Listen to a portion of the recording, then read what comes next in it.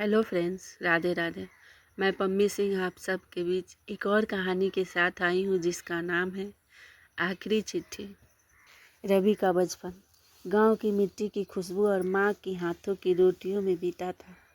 पिता खेतों में दिन रात मेहनत करते और माँ घर के काम के साथ साथ खेतों में भी हाथ बटाती थी। घर में ज़्यादा साधन नहीं थे, लेकिन प्यार की कोई कमी नहीं थी। रवि पढ़ाई में बहुत अच्छा था।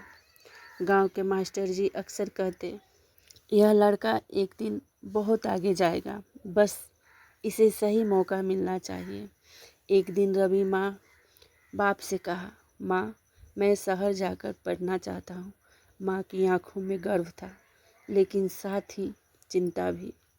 बेटा वहाँ खर्चा बहुत होगा। पिता ने धीरे से कहा, हम मेहनत कर लेंगे, तेरा रास्ता नहीं रुकना चाहिए। कुछ दिन बाद माँ ने अपनी सोने की चूड़ियाँ उतारी और बोली, यह लो बेटा, तेरे सपनों के लिए मेरी अनमोल अमानत। रवि की आंखें भर आई, लेकिन उसने निश्चय कर लिया कि वह कभी माँ बाप को शर्मिंदा नहीं होने देगा। शहर पहुंचकर रवि को जल्दी ही समझ आ गया कि यहाँ जिंदगी आसान नहीं है।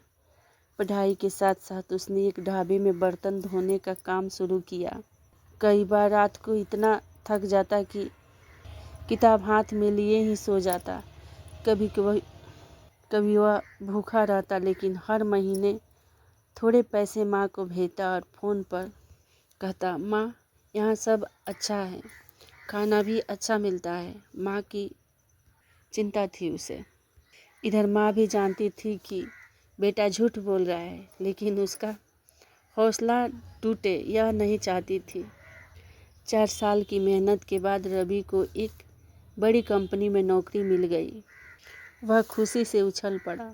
उसने सबसे पहले अपने गांव जाने का प्लान बनाया। सोचा, अब माँ बाप को शहर लाकर अच्छे घर में रखूँगा और उन्हें आराम दूँगा।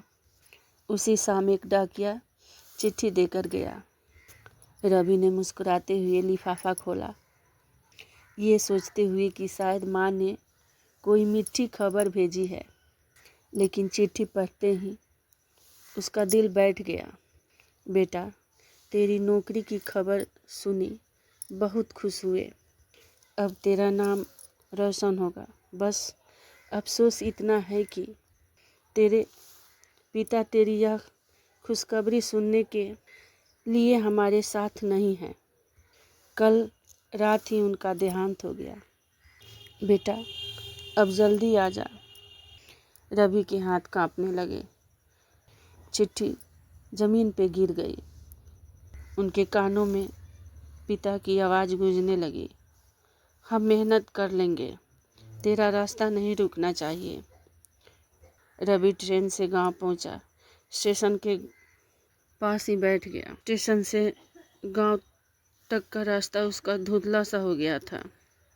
घर के आंगन में सफ़ेद चादर से ढका पिता का शरीर पड़ा था। माँ कोने में बैठी थी, आंखें सूखी हो चुकी थी और चेहरा मुरझा सा गया था। रवि ने पिता के ठंडे हाथों को पकड़कर कहा, पिताजी मैं आ गया हूँ। देखो मैंने कर दिखाया, लेकिन अब सुनने वाला कोई नहीं था। पिता की चिता को अग्नि देने के बाद जब सब लोग चले गए, घर के आंगन में सिर्फ रवि और उसकी माँ रह गए। माँ चुपचाप अंदर गई और अलमारी से एक पुराना डिब्बा निकाल कर लाई। बेटा, यह तेरे पिताजी ने कुछ दिन पहले ही संभाल कर रखा था।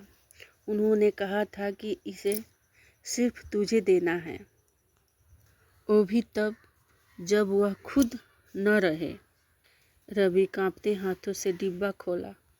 अंदर एक मुड़ा टूटा कागज था जिस पर पिता की लिखावट थी, मेरे लाल रवि, मुझे पता है तू एक दिन ज़रूर सफल होगा। तू मेरी सबसे बड़ी कमाई है। बेटा, मुझे अफसोस है कि मैं तेरी जीत नहीं देख सका, लेकिन तू ये याद रखना, पैसा और शोहरत दोबारा मिल सकते हैं, पर अपने लोग दोबारा नहीं मिलेंगे। जिंदगी की भाग दौड़ में कभी इतना मत खो जाना कि घर लौटने का वक्त ही न बचे। बेटा, जब भी थक जाओ याद रखना, तेरे पापा का कंधा हमेशा तेरे लिए है, चाहे मैं इस दुनिया में रहूं या ना रहूं। कागज़ पर एक छोटा सा सिक्का भी रखा था, वही सिक्का जो पिताजी ने बचपन में उसे खेलते हुए दिया था और कहा था, ये तेरे भाग्य का सिक्का है, इसे हमेशा संभाल कर रखना। रवि उस चिट्ठी और सिक्के को सीने से लगाकर रो पड़ा।